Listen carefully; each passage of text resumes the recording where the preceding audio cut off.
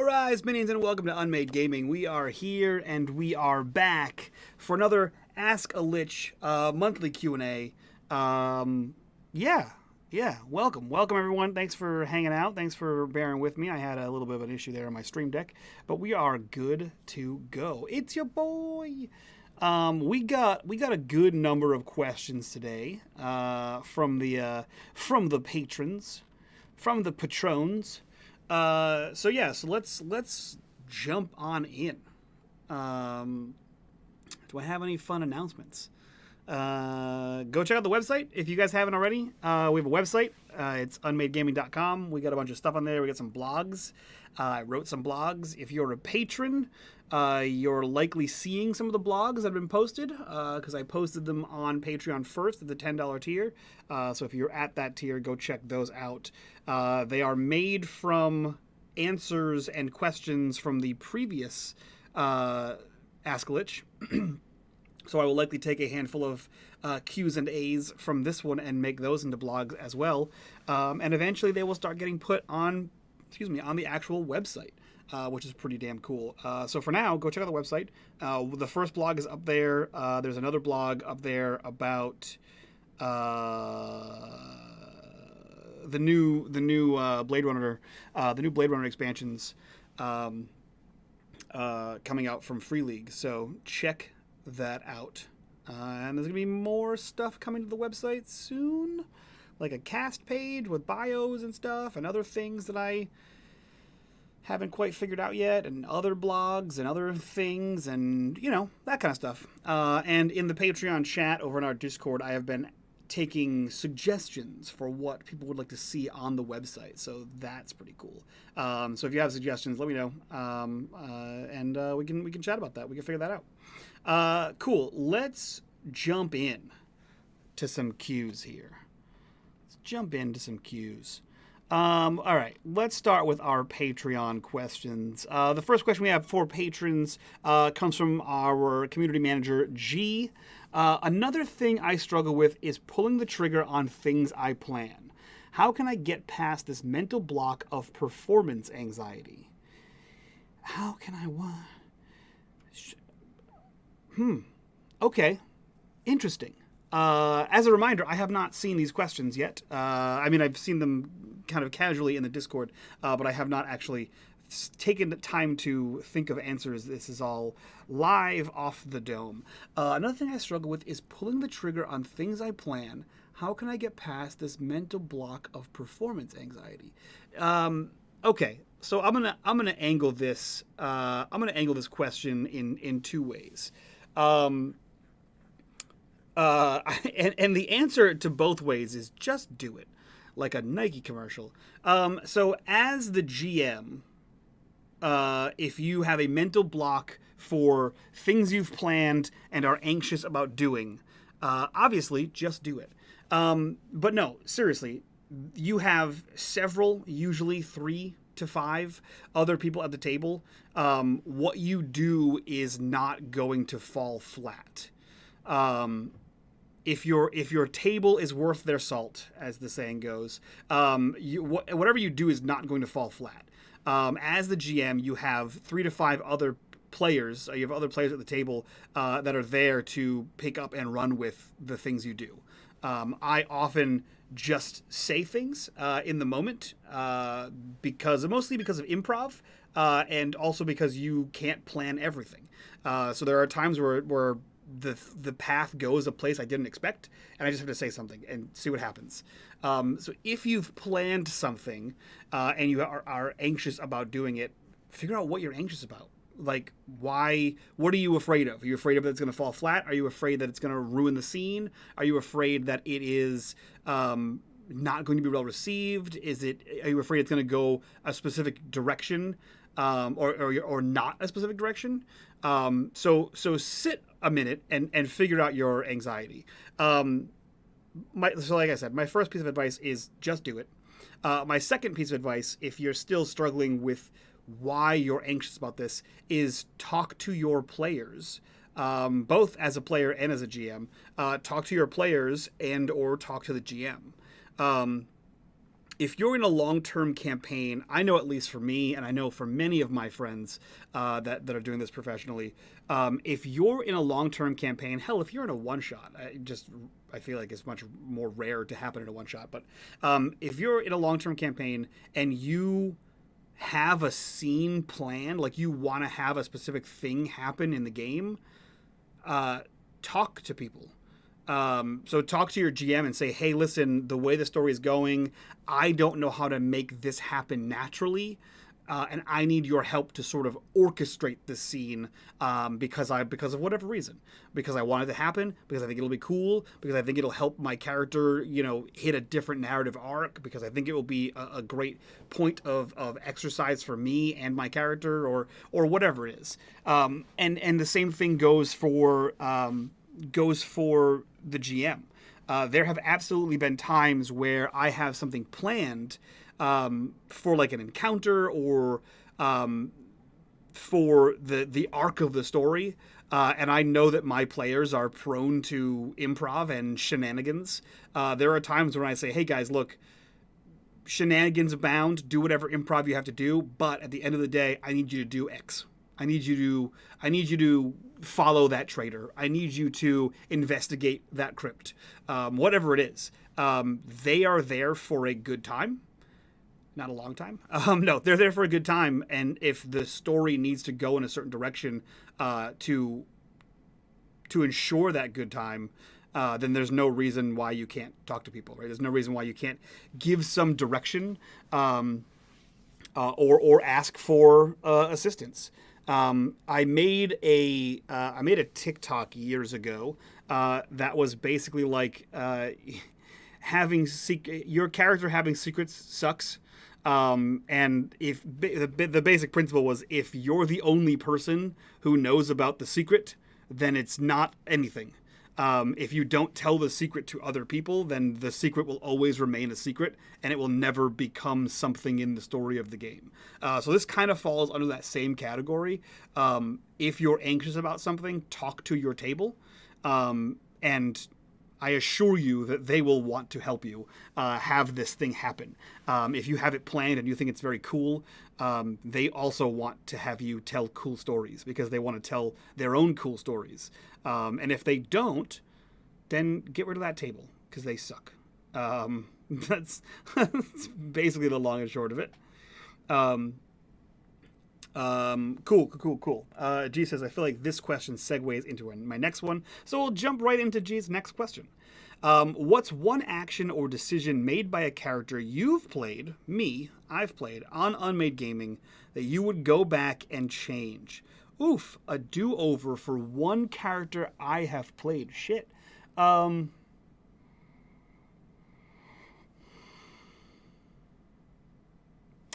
do-over for one character that I have played.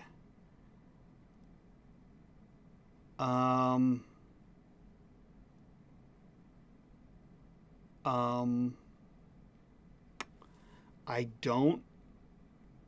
don't know that I have a do-over. Let's see. For one character that I've played on unMadeGaming, I've played hundreds, so I'm trying to think of just main campaigns. I honestly don't know that I would have changed any character action.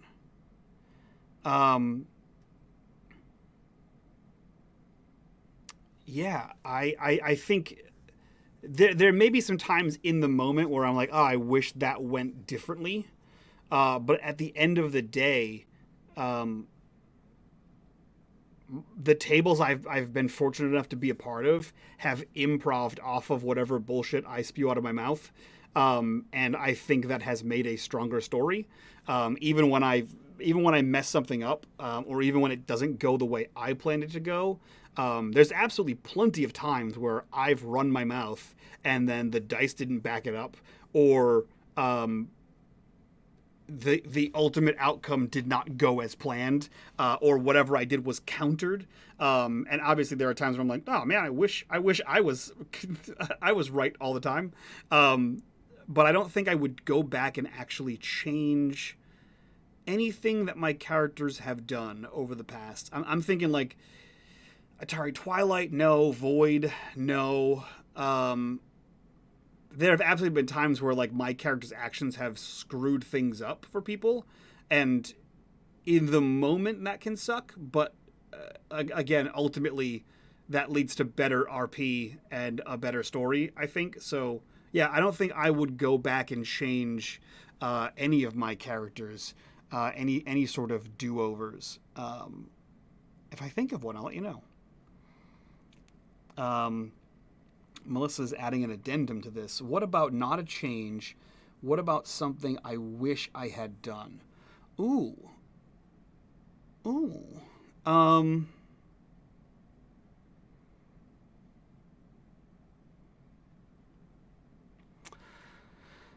Something I wish I had done as a character. Oh man, I don't know. Those answers are always like things that I as the person wish had been discovered.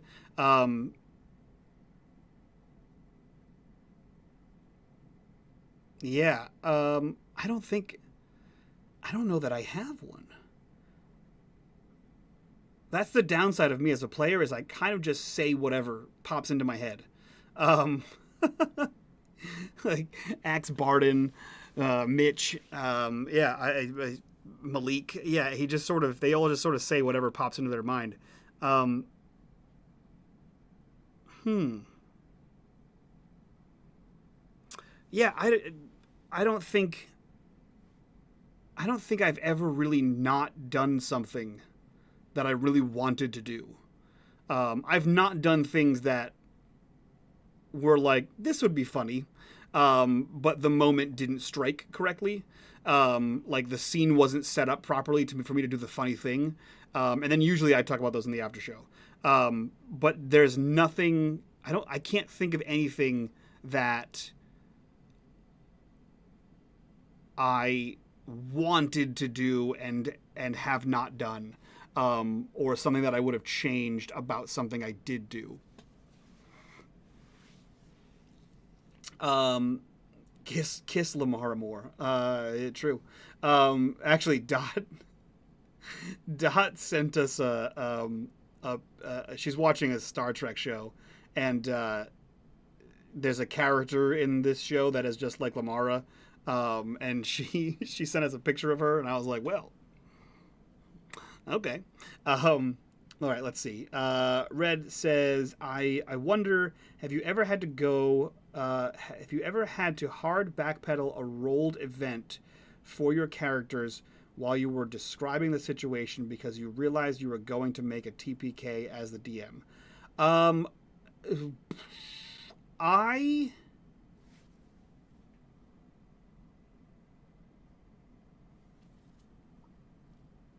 I feel like G's gonna prove me wrong.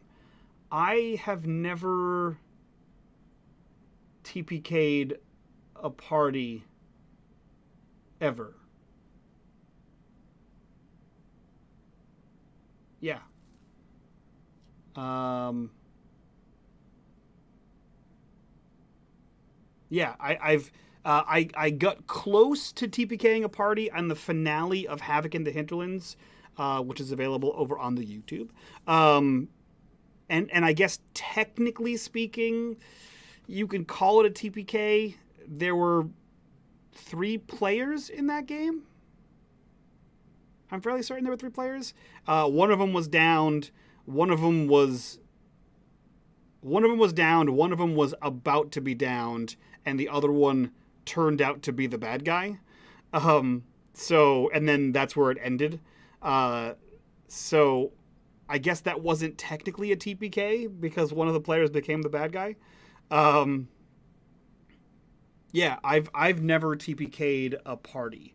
Um, which is saying something because I have famously said that I do not balance encounters, especially for things like D&D. I just sort of put monsters that make sense in there.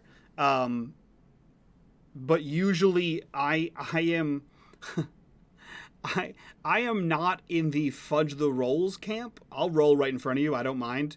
I am in the fudge the stats camp. So there are absolutely times where like the monster is kicking the crap out of the party, and all of a sudden the monster has half hit points. Because I realize in the moment that it's happening. So I've never had to backpedal on a roll. Because I backpedal on stats, I guess. And if you're referring to like a rolled event, like an event that you rolled on a table, then definitely no, because I am not a huge fan of roll tables, especially random encounter tables. I like other roll tables, but I dislike random encounter tables. The only time I like a random encounter table is in like a West Marches kind of setting or an epic dungeon crawl kind of setting, like the Barrow Maze series for 5e has a really good roll mechanic for that kind of stuff. So no, I have not. I've not had to backpedal to avoid a TPK in I think the way that you're referring to. All right. All right, G, you said that was the wrong question to read. Read the other one. Cool. So let's read the other one. G says, what are some tips to get my players active participants in my story instead of them waiting for me to throw stuff at them? Ooh, that's a good one. This is actually one that I still struggle with. There are absolutely times where I notice it in the moment, where I say something or information gets put out and I watch the players just stare blankly because they don't know what to do. So this is something that I still struggle with. What are some tips to get my players active participants in my story instead of them waiting for me to throw stuff at them? I don't know if this is a tip or not. My go-to phrase in that moment and in many other moments is, what do you do? Because it prompts like, okay, there is not more information coming for you. How do you react to the information that you were just presented with, right? How do you take what you just learned and turn that, into role play? So oftentimes I will say, what do you do? I'll say like, the queen says blah, blah, blah, blah, blah, what do you do? Or you walk into this area and you see X, Y, and Z, what do you do? Because it prompts like, okay, the GM's done describing or talking or whatevering, monologuing, and now it's our turn to perform an action. The GM is now actively waiting on us to perform an action. So that is something I say all the time. All the time is, what do you do? What do you do?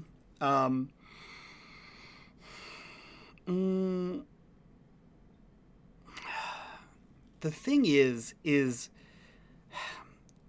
there's a really good video from Matt Colville, not exactly on this question, but it's an adjacent topic. It's something like lore versus story. And the premise of the video is, as a GM, you create all this in-depth historical lore for your world, right? And you want the players to engage with the lore. But the players don't give a shit about the lore unless the lore is directly relevant to the story. And the story and the lore are not the same. The story is their adventure. That's what they care about. Some of them might just care about killing monsters and looting things. Some of them might care about the politics of the city. Some of them might care about whatever. But the lore and the story are two different things. So, but the answer kind of comes down to is, as always, talk to your table beforehand, find out what kind of game your players want to play, and then tailor the story you've crafted towards that, right? If they don't like political intrigue and the story you've written is all about political intrigue, if they want to play like an action game and you've written Dune, you're gonna have a bad time. So if the players are avoiding your story, the chances are they aren't interested in the story, or at least they're not interested in the way that it's being presented to them. So reframe your story in a way that they like. Not to say cater everything, but at the same time, you have to cater somewhat. So if they are more action-oriented, they're more political-oriented, they're more story-oriented, they're more romantic-oriented, whatever it is, cater your story. Figure out that angle, right? Whatever angle works to pique their interest. And also don't try to cram lore down their throat. If they're not interested in the lore, or the lore does not pertain to the active story, then they're not going to care. Not to say that they don't care about what you've written or what you've done, but if it's not tangible lore, or something that applies directly, then they're going to forget it. It's going to be one of those things that they're going to go, oh, we heard something about that one time 10 sessions ago, and I don't remember what it is.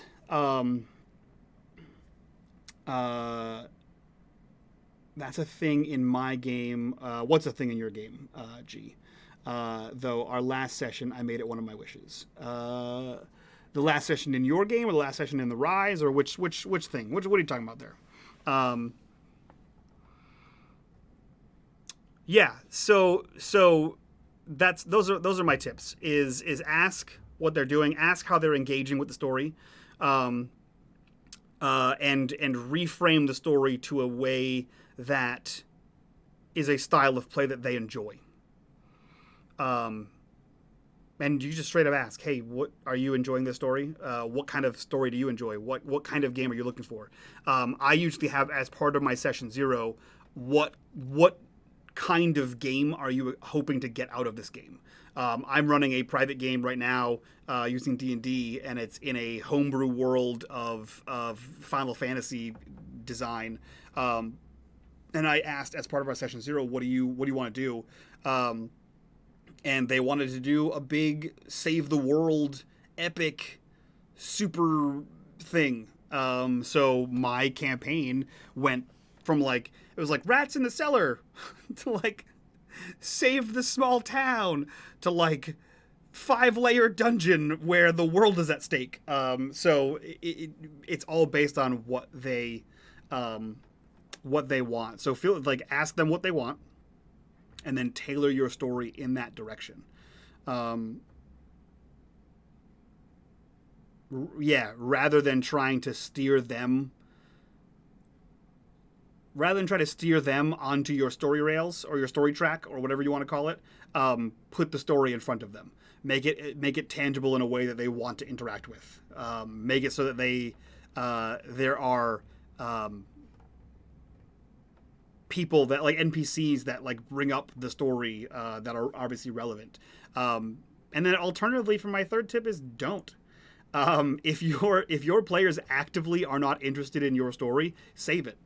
There are absolutely times where I have written story and lore and my players did not engage in it, and so I just looked at what they were engaging with, and then I started going in that direction. But then every once in a while I'd have an NPC talk about the lore in the background, because that makes the world feel alive. It makes it feel like there's more shit going on than what the players are directly dealing with. Unfortunately, just because you wrote a story does not mean anyone has to play it. So there are times we have to pivot and see what they are enjoying or what they want to do, and do that instead. If you can't merge the two of them, then do what they want instead, and add your own little, spices to that. Cool. Let's see. Question from iQuinn.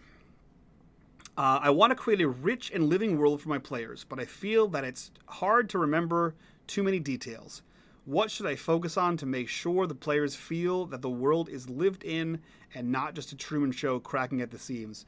Oof. Okay. First, don't have ADHD. Step 1.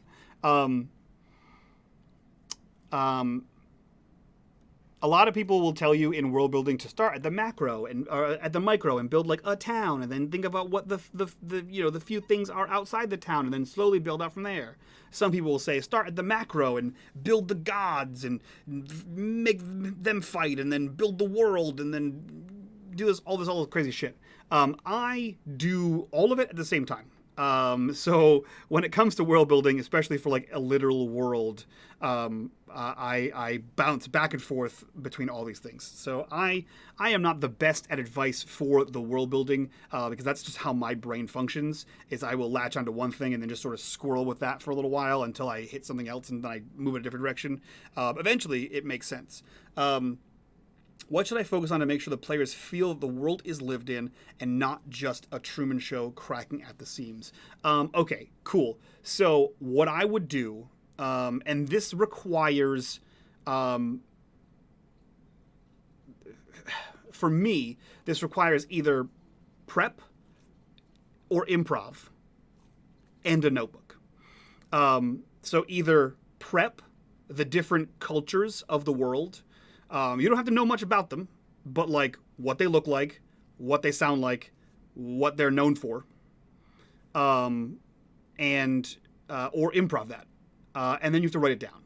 So think about it in real world terms, right? If you go to a big airline hub, right? Like for me in America, like if I go to like Chicago O'Hare, there's so many people coming in from all kinds of places. If I go to Atlanta Airport, so many people coming from different places.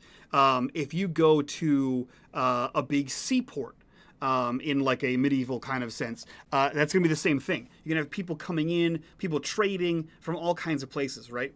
Like a New York. Like a New York City, people arriving on boats kind of thing, or like, you know, ports in Spain and Portugal and Italy. Like, you're going to have people coming from all over whatever the area is. So actively describe people. Human beings have a innate habit that if you do not describe a person, we default to that person looks like us. So if you just say a man is at the cart, your inherent personal bias is, for me, is that's a white man, because I'm a white man and that's my default. And every culture has that same sort of default. So if you actively describe people from different places, or their garb, or their headdress, or you know, what they look like, how they carry themselves. They're carrying strange weapons from a land you haven't seen. They're speaking in a language you haven't heard, or a dialect of common that you haven't heard, or they're talking about places you've never been. So you can prep all that ahead of time, as in like have a list of like the countries, what they're known for, what they look like, that kind of thing, right? Which can literally be bullet points, or you can improv that. Either way, write it down. You will forget it between sessions, 100%. So write it down, and write it down and keep that handy. So you know that in this port town, there are people from these 3 nearby countries, right? And even if you don't have a map, you now have said canonically that those 3 countries are nearby. So when you start to world build bigger, you can say, oh, okay, I already said these 3 countries are nearby, so now I got to put them nearby, right? So yeah, again, that can be done improv, that can be prepped ahead of time. A list of cultures and attire, and general scope of look and dress, weapons, etc. Yeah, and then so that's my biggest way is if you're in a tiny village in medieval, let's call it a medieval game, there's going to be a tiny village, right? The same thing if you look at like Call of Cthulhu. If you're in a tiny podunk town in southern Massachusetts, it's a tiny podunk town. But if you go to Boston, it's going to be a whole bunch of people, right? There's going to be a whole bunch of people from all over the place. And the same can be said for basically any setting that is not just homogenous, monotone people. So that can be the same thing as like, you know, like in D&D, like Dragonborn are super rare. And then you go to a port and there's like a dozen of them. You've never seen them before, and now everyone's looking at them because that's strange, right? So it's small things better than large things. The thing is, as a GM, you're juggling so many big things and the story that it can be very easy to forget to inject the small things. I do it all the time. We're recording a podcast currently, and I have introduced 4 NPCs, arguably. Only because I'm juggling several things and I just haven't had an opportunity, and I keep forgetting to find ways. I'm not actively looking for ways to inject new NPCs. So it can happen fairly easily. But so yeah, remember the small things in day-to-day conversations, in overheard dialogue. It doesn't all have to be relevant to the plot, but it will always make the world feel like it is larger than it really is. Cool. All right, another question from El Profo here, a patron. I don't know if I said it, but our last question was from Iquin. I forget if I actually said that. Purveyor of Lichy Wisdom, what are your top tips for an effective session 0? Ooh, boy. Okay. This is one of those your mileage may vary moments. I like to create a campaign primer. That is on me. That is a little extra. It's not necessary for every table, but it's something that I like to do. And the campaign primer starts with the title of the campaign. It comes down with a brief synopsis of what I think the campaign's going to be, like what my themes and tones are for it. Maybe a little bit of setting dressing for like what kind of place this is. So it's like what the players need to know about the campaign. You know, the world has fallen into darkness, the gods have died, blah, blah, blah, blah. There's a new, demon army rising in the west. Those kind of things. Things that they are going to be logically encountering. Then I like to do a director.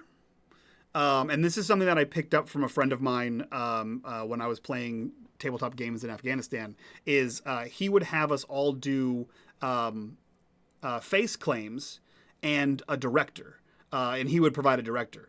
The face claims are one of those things where, like, you say, okay, I'm playing a druid, and actually this actually happened. It was like a wildkin barbarian druid mix class or multi-class that was played by Mel Gibson. So like now I know what Mel Gibson looks like.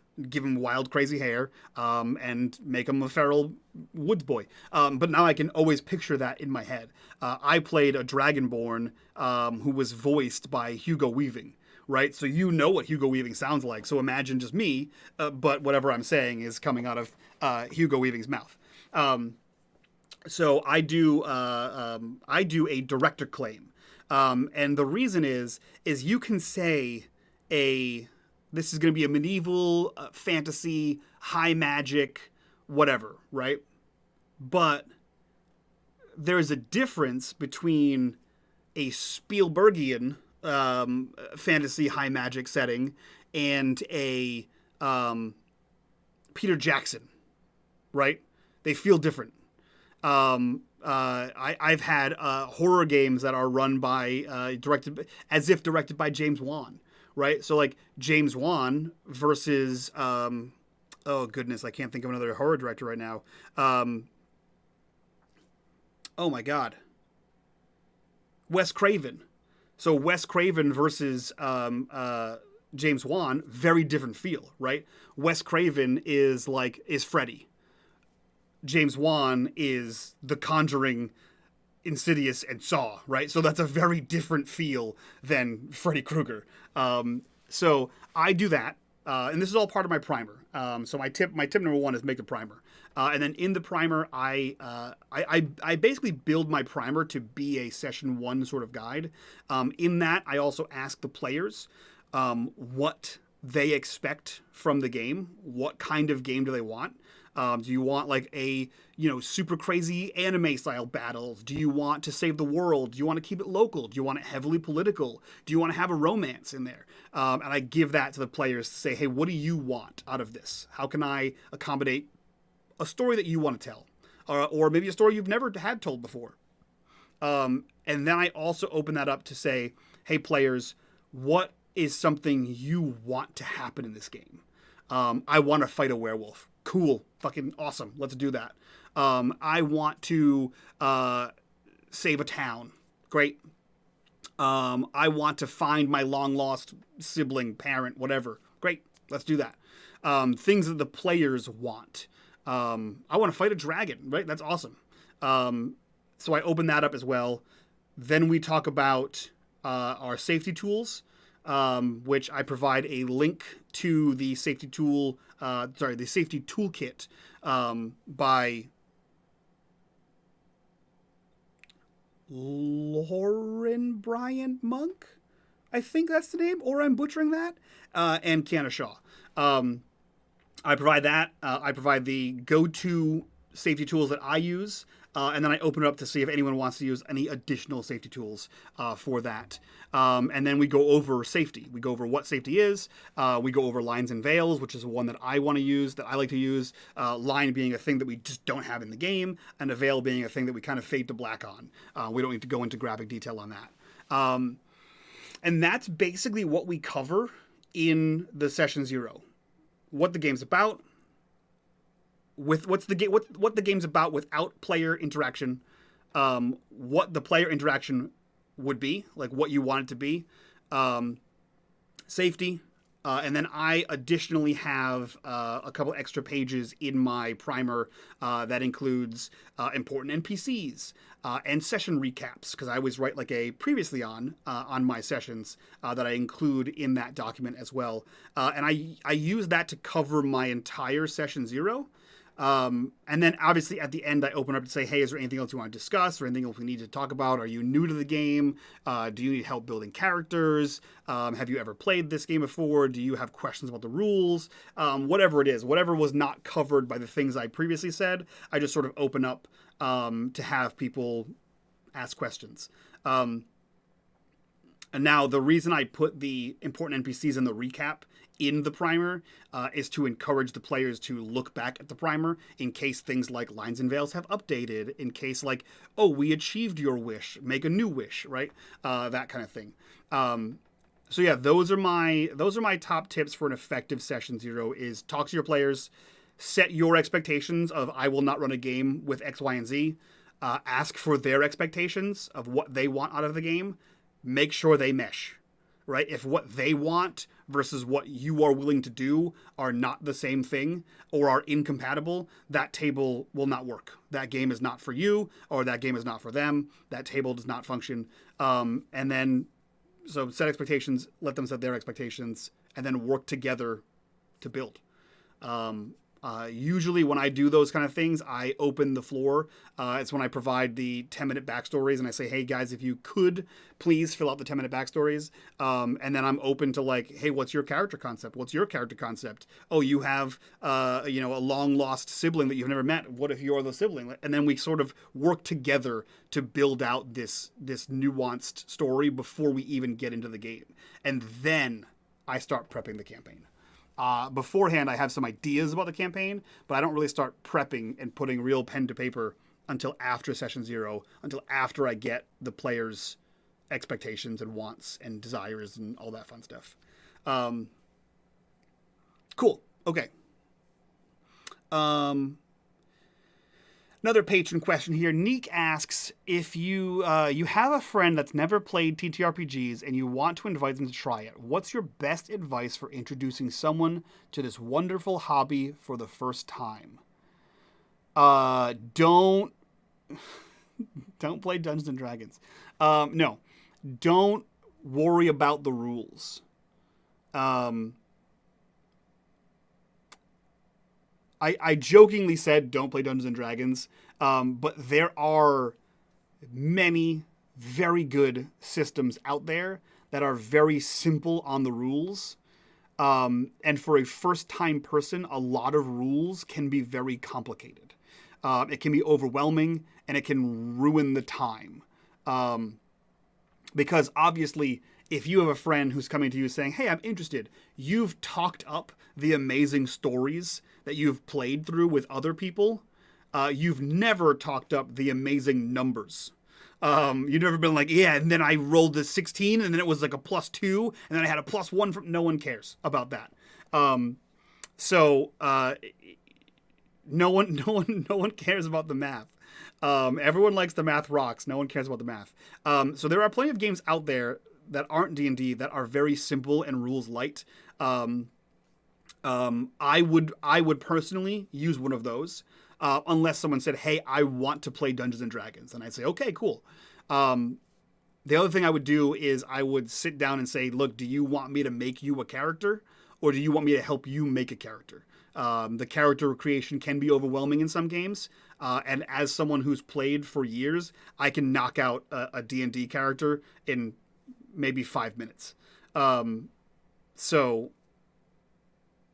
with like a short backstory. So find out what basically the answer ultimately boils down to make the entrance as easy as possible for them. Because the more complications and barriers and hurdles that they have to overcome or that they need help overcoming is a more likely chance that they will not continue. If it's too hard to do something, people usually stop doing the thing. So if you make it very easy and they go, oh, this was a really fun time, then you can start introducing new things. Again, I'm playing in a private D&D game, and 2 of the players are brand new, never played before. Or one of them is brand new, never played before. The other one has played unsuccessfully a couple times. And both of them have recently said that this has been a great experience where they're actually learning how to play. And day 1, I said, do not worry about the rules.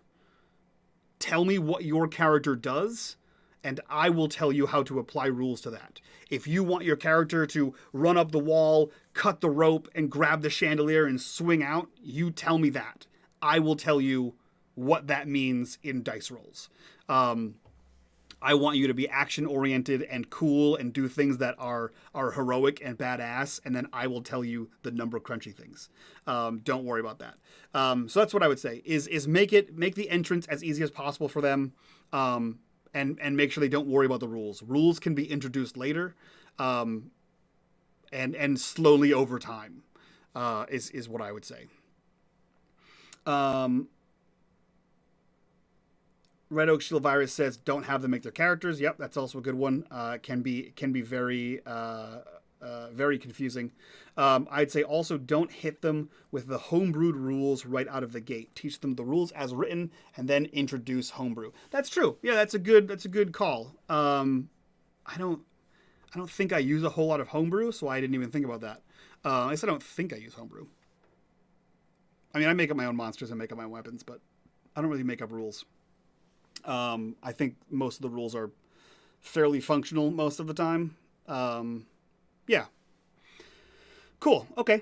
So that's a great question. Another patron question here. Wise Lich, where do you get your ideas for campaigns and games? Also, how do you go about organizing them? I organize them in the first 10 pages of a notebook that I never open again and then eventually throw away. No, realistically, I have, I mean, that is 100% true. I literally have 6 notebooks right next to me that have maybe the first 10, 15, 2 pages used out of them. That are all campaigns that I'm actively running. Let me see here. What is this one? This Caro Stone notes. This is Saber Dice notes. The Jade Colossus notes, and that's it. So this has 10 pages, and then I haven't used it since 2000. Oh wait, then I skipped a bunch of pages and wrote Tales from the Loop stuff in there, which is 4 pages of Tales from the Loop. This was my D&D game that I ran at home, which literally has just the first page used. And then I have several more that are much the same. So don't do that. That's just what I do. What I do for my streamed games typically is I will create a folder, name it the name of the campaign. In there, I have a folder for the players, and that's where I put all the 10-minute backstories, and I say, hey, this is your folder, do whatever you want. We are actually playing a Vaesen game, and in the player folder that has all their 10-minute backstories, the players have also created note documents, and recap documents, and NPC documents, that they keep a list of these are the NPCs we met, this is their description, this is what episode we met them on. And then we have players that have a list of all of the notes from every session is kept in a single document, which is cool because I can go back and look at that. I like that. This is a little off topic here, but I like that. I even when I do home games, I prefer when my players leave their notebook at my house, because there are absolutely times where I say something as the GM and I know what was important in what I said, but the players picked out something that I didn't even think about that I said that they thought was important. And now I love opening the notebook and they're like underlined something that doesn't matter at all. And I'm like, okay, they picked up on that for a reason. Let's investigate why they picked up on that, right? I love that. So I have a folder, campaign, folder for the character information. I have a folder for session prep. And I do a new document for every session. Part of the campaign primer goes in that big folder, and part of the campaign primer is the recaps. Now, I write a recap at the start of my session notes every time, so all I do is I write the recap, and I copy and paste that into the primer, so that anyone can have access to that and see what that is. If there are setting information, I make a new folder called setting information, and I put that in there, and then and it's Google Drive, so I can take the setting information and say, hey, players, you get view access, you can read about the setting here, you have edit access to your folder, you have no access to my folder, and then sometimes, if you have an artist in the group, I make a new folder for art, and they can fill it up with all kinds of cool stuff. So that's how I organize mine. I put everything on Google Drive, and I organize it by player, GM, setting, etc. And I do that because I have my workstation in my basement, and then I have a laptop that is upstairs, and then I have a laptop for the field, for the military. So because it's on Google Drive, I can get it from anywhere. So if lightning strikes, and from my phone if I really need to, when lightning strikes, I can sit down and prep something, or I constantly have some sort of electronic on me. So if I'm like at the airport, at the train station, whatever, I can pull out my device and prep something or write something or create something. So that's how I organize them. Would I like them organized better? Sure. Would I like for something like Obsidian Portal to come naturally to me? Absolutely. Or something like oh god, it's called World Builder? World Anvil. Like World Anvil. I love the concept of World Anvil. But then I sit down and I'm like, I'm overwhelmed immediately. So what works for me is Google Drive. Will that work for everyone? No. But worth a try. Where do you get your ideas for campaigns? I steal them. My number one GM tip is steal everything. It has been for years and years and years. What'll happen is something will look cool, sound cool, be cool, and I'll go, that's fucking dope. I like that. There was I think in Havoc in the Hinterlands, which is like 2016, 2017, we ran that. There was a song by like, I don't know, one of those like indie hipster bands. and it was like one of the lines was like something about um, in the darkness of the shadow's throne or something like that. And I was like, that's such a fucking cool line. I was like, I don't know what it means contextually to the song, but like that's such a cool line, and it gave me visceral imagery that I was like, yeah, yeah. What if the king's a puppet king, and it's like a shadow behind the throne that's really controlling everything? And then I just went on I went on a tangent about it. Hell, I've said it before. I don't know if I've said it live before, but Carnival of Screams, the game we did twice now, technically, for Tales from the Loop in Glenbrook, is ripped off from Goosebumps. It's a story in Goosebumps that I heavily altered and made fit for Tales from the Loop. Yeah, there are plenty of ideas out there of things that are cool. In fact, let me see. Do I have this? Hold on. We're going to take a little journey down side street here. Google Keep. I love Google Keep. I use it for everything. I was watching a show with my girlfriend. This was like a while ago. Is it under D&D ideas? Yeah, so I was watching a show called Cabinet of Curiosities by Guillermo del Toro. It's on Netflix. It's a horror anthology, which if you like weird horror and like eldritch horror, check it out. It's very good. But I wrote 2 notes in here from the episodes, and I said a hallway/room lined with pages from religious text to help trap something within. So in the course of the episode, a man found like a secret tunnel and was going down the secret tunnel, and it's like brick on all the signs, and all of a sudden the brick makes way to like they've plastered up pages of the Bible and the Torah and the Quran on the walls, and like the feeling of dread that was like, oh, okay, everything's normal, and like, oh, you just taping the whole Bible to the wall. You're just wallpapering with, okay, that's fucking weird. And then it turns out like the tunnel ended in a room, and there was a demon trapped inside, and I was like, that's such a cool idea. Another one that I wrote down, which is very gross, and content warning if you don't like rats. The note says wriggling carcass, seemingly reanimating, but really just a swarm of rats inside the corpse, which is also a thing that happened in one of the episodes. And I was like, imagine like the expected oh yeah, you see this corpse start to move, and all the players are like, oh yeah, it's reanimating, obviously, like we're in a dungeon, undead, cool, understand. And then the corpse explodes and just rats swarm you. The shock and terror on people's faces would just be delicious.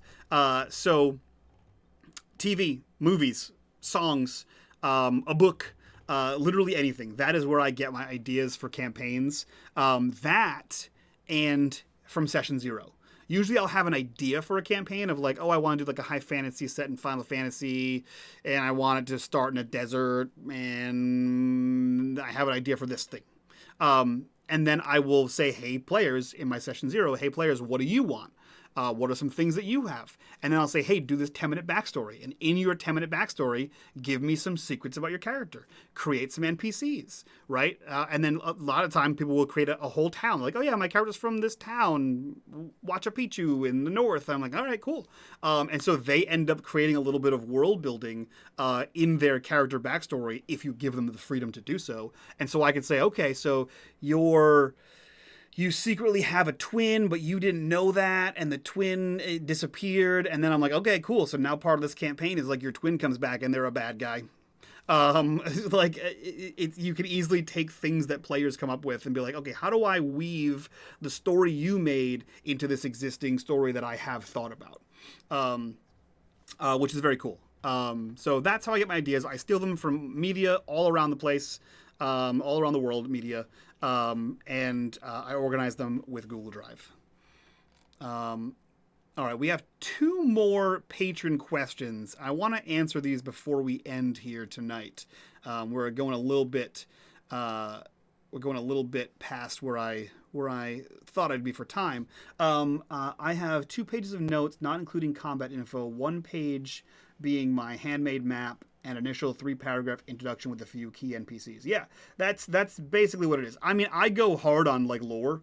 I go hard on like setting stuff. But for me, that fuels my improv.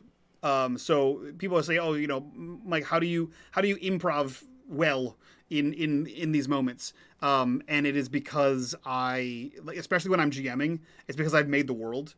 So the more of the world that I've made, I can improv a whole lot more. Because I know these things exist already. So it's easy for me to just pull information from what I have. But when I start a campaign, I have like a page in a notebook. And then I write down my players, like their secrets, and their NPCs. And I say, is this a good NPC or a bad NPC? So that's what I do. Okay, question from Trevor, our Patreon Trevor question. Oh, great and divine Lich, without whom we would be adrift in a sea of inferior actual plays. How do you, both as a GM and a player, avoid long pauses while thinking about how to respond to a situation? I don't. Catch my streams, and there are absolutely times where I go, what do you do? And then I sit here for 45 seconds because I cannot control how fast my players respond to things. How much of the anticipated story do players usually get in order to minimize this? Or is everyone on the stream just really good at coming up with actions and responses instantaneously? Okay. I am notoriously bad at long pauses. At least I feel that I am. Every time I have a long pause, as the GM, if there's a long pause in response to me, I immediately panic and believe that the long pause was 10 times longer than it actually was. It may have been 10 seconds, but it feels like it was a whole minute of just dead air. So as a player, I just say random shit. As a player, I will engage. Usually the only time I'm quiet as a player is during an actual play if something broke, and then I'm like, you'll see me lean over, and that's when something broke. Or if I'm not in the scene. And there are times where like even when I'm not in the scene, I'm in the room, and those are the times when I'm like, hey, this thing's in the background, where I'm like adding like little background nonsense. But as a player, I'm constantly engaging with the scene. I try my best not to talk over people. I fail constantly. So as a player, talk. If there is silence, fill it. Some silence is good, right? Like obviously in dramatic moments, some silence is needed, right?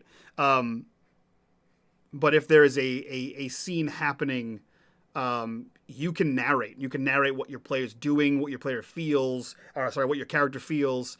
You can engage with another player and sort of pull their character in. So as a player, avoiding long pauses by role-playing, by grabbing another player and role-playing and talking it out, right? My nose is very itchy all of a sudden. As a GM, I don't know.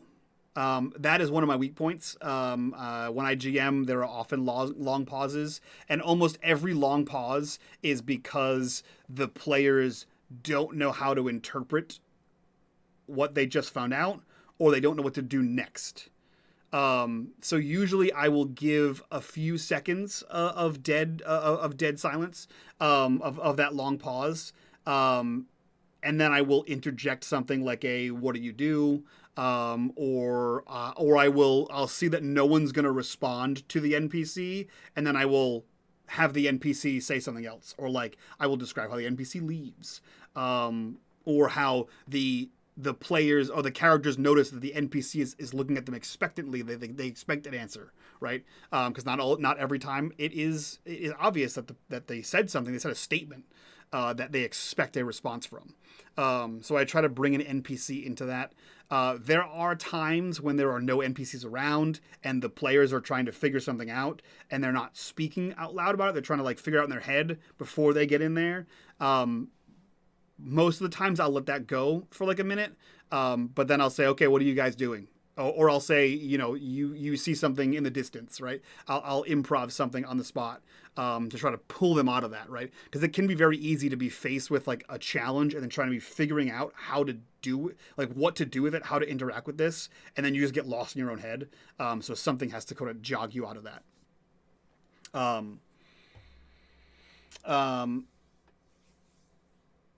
G says, if I'm playing and I'm not sure what I'm going to do, I'll describe my character's thought process in the moment. Yep, great, love that. Melissa says, personally, I think quiet pauses are okay. Yeah, I think they're okay as well. I think they're okay, not all the time, but I think there's a moment where people have to process. You got to take a step back and process. Yeah, I don't try to nip them in the bud immediately. I will let them go for, a couple seconds, usually no more than like 30 before I say, hey, where are we at? What's going on here? How are we responding to this situation? How much of the anticipated storyline do players usually get in order to minimize long pauses? Or is everyone on the streams just really good at coming up with actions and responses instantaneously? You phrased this question in a way that makes it difficult to be humble. When I am GMing, 90% of the time, nobody has the anticipated storyline. There are times when, like, let's say in Glenbrook Unhallowed, for example, when Gnome's character jumped in the time rift, he and I talked offline to be like, okay, this is what's going to happen in the time jump, so plan accordingly.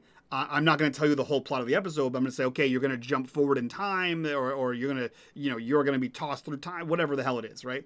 And you're going to meet the alter or the variant versions of your friends, and they're not going to know who you are, and you're going to have to get yourself back. And he's like, okay, cool.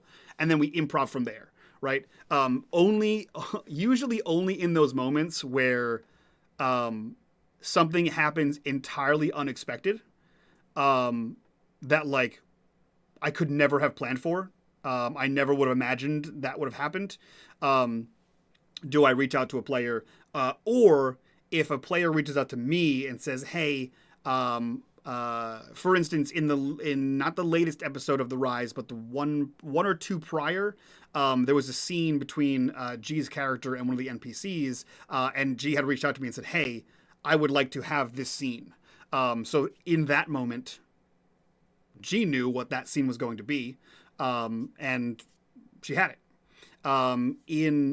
In the latest episode of Atari Twilight, my character, spoilers, my character came in, a version of Mitch came in, and I was given some information, and I was told when G's character gets separated, that's when you're going to come in. That's your cue. So pay attention for that moment. And I'm like, okay, cool. Which means either the GM came to G or G came to the GM and said, hey, I want a scene where I get away from the party. And so the two of them planned that out, and G knew that moment.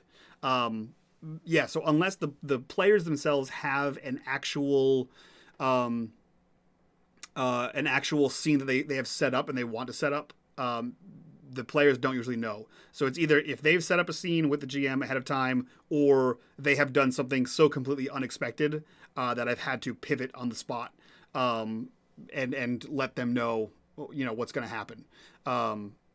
Like Gnome's character in Glenbrook Unhallowed knew that he was coming back to Glenbrook 5 years older.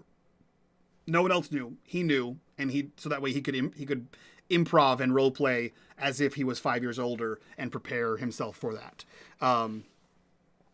So I guess everyone is really good at coming up with actions and responses instantaneously.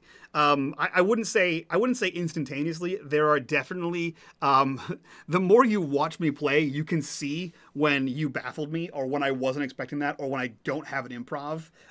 It's usually some of these happen. Usually a lean back happens. There's sometimes like a face wipe. There's a lot of okay. So let me get this right. You are doing this, and that is 100% me recapping what you just said. Because one, it was so unbelievable, and two, because I was not prepared for it, and so I am drawing out time to think about what to do next, rather than have that long pause of dead air. I fill it with okay, just so I know just so I can be clear on what you're saying to me. You're doing this by way of this with the ultimate goal of this, and they say yep, and I go okay, all right, okay, a lot of okays, a lot of all rights, and then I say all right, this is what happens. Alternatively, I also say all right, we'll come back to you. And I go to somebody else. Usually it is a thing that happened that I was not prepared for, a resolution, and I say, okay, so you leap over the car and you come careening down through the sunroof, and we'll come back to you. Because I'm like, how the fuck am I gonna come back to that? What are they gonna do? They gonna punch him in like what's happening in there? Are they gonna try to steal the car? I'll figure it out. So then I go to somebody else, and then I have their turn to figure out, and then I can come back to that other player. One, that shares the spotlight with everybody and doesn't hog too much time for one person, and two, it gives me the window of time to think about what the hell I'm gonna do with that ridiculousness. Red says, if I'm playing and I'm not hit with a curveball, I didn't.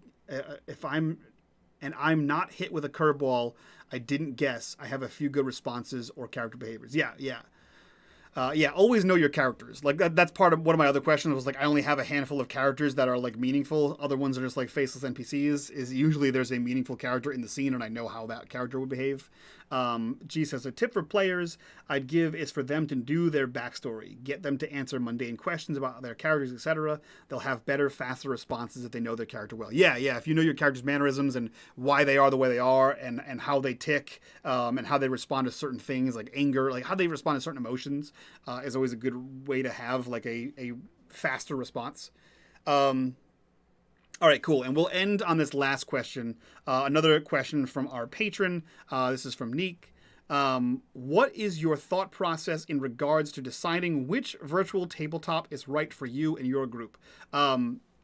Great question. Terrible answer. I don't. I use Roll20, and I only use Roll20. And that is because at the time it was the only one, and I don't want to learn a new one. And I also don't actually use the VTT. I essentially only use the roll tables, and I use like the notes, like the handouts function to like keep rules and stuff there, and NPCs and other like doodads.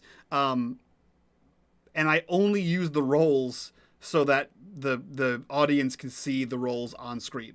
Otherwise, we play in a game offline, and people roll dice, and I don't care. We play in a D&D game, and there are several people that roll dice, and I don't care. The dice are there for the audience; they're not there for me. I believe you. If you want to lie about your dice, that's on you. You should figure that out. But there are so many features of Roll20, of Foundry, of other ones, Roll, that are cool and that I don't use. Because I don't do maps. In fact, I just started using maps in the D&D game we're playing, not streamed, and only because we're in a dungeon. And I wanted to have like a cool dungeon map, because it gets very complicated to describe a dungeon over and over again. And ultimately, I end up having a map when I'm describing a dungeon, so why not just show the players? But yeah, I don't do maps. I don't do like fancy lighting, because again, I don't do maps. So really, I just use it as a dice roller. So I don't have any thought process whatsoever when choosing a virtual tabletop. Whatever is lightweight, whatever is preferably web-based, and is very easy to use. Has a very low learning curve on building characters and monsters. Is what I use. Yeah, unfortunately, I know that doesn't help you. I will say there is one. There is one that I used. I used when I was on Saver Dice, and I will never use that again. I don't know what it is. They were sponsored by it, which is the only reason why we used it. It was terrible. It was a nightmare to navigate. Everything was not intuitive. It was awful, and you had to like download a thing for it. It was terrible. I tried to use Foundry for a minute. It felt the same way. Several people have tried to convince me to use Foundry since then. Trevor is one of them. And I don't have the time to learn something that I'm never going to use. Roll was the same way. A lot of cool features on Roll. All I need is a dice roller. I am looking forward to Alchemy, which is meant to be like basically a dice roller. So it's a dice roller plus like cool art. So it's meant for Theater of the Mind GMs, which I am. And so I definitely backed that on Kickstarter, and it looks very cool. And I will be checking it out because it has like the entire gamut of Free League games. And we play a shitload of Free League games. So I will be checking that out. I'm very excited to see how that runs Free League stuff. I don't like that it's subscription based, and I don't like that the free version only allows you to have like 3 characters at any one time. So yeah, that's it. Cool. That's where we're gonna end this this Q&A. Thank you, patrons, for all the Qs. Thank you for all the live responses and live Qs we got here. If you liked this, let me know. Subscribe and do that thing. Drop some comments down below about questions you have. I'll add them to the list if you didn't catch that live. If you are a patron and have access to the Discord, which you should, go over to the Discord. You can ask your questions for next month, and usually I will post some social media stuff around the time of airing, and you can ask. Where am I from?